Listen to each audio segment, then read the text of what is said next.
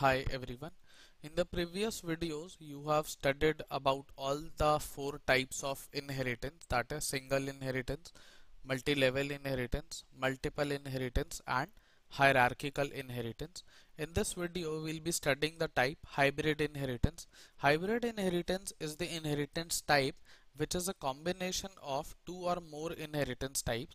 So in this program of hybrid inheritance, we have made combination of single inheritance and multiple inheritance.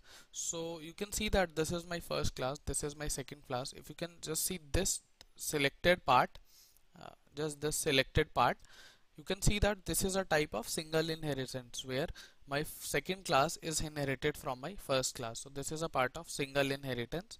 After this, I have created another class, my third class and my fourth class. My fourth class is a combination of two classes, my second class and my third class.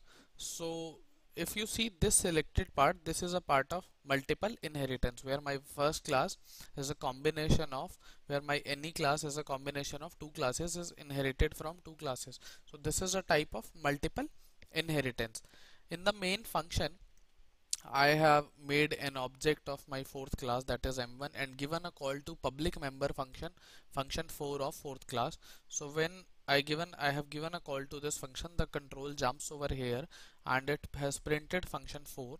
Then it will give a call to function 3, which is a part of my third class, and third class is inherited is third class is a base class for my fourth class. It means that fourth class is inherited from my third class, so it can access its public or protected member.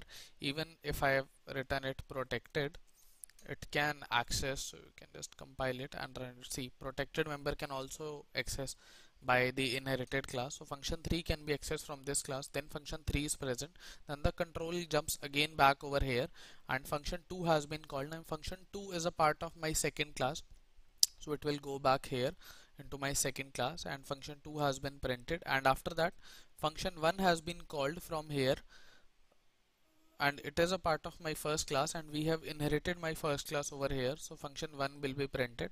So by this, see, all the functions, all the classes are accessible by just one class. Fourth, you can call 3 and 2 by fourth, and we have called first class by from the second class.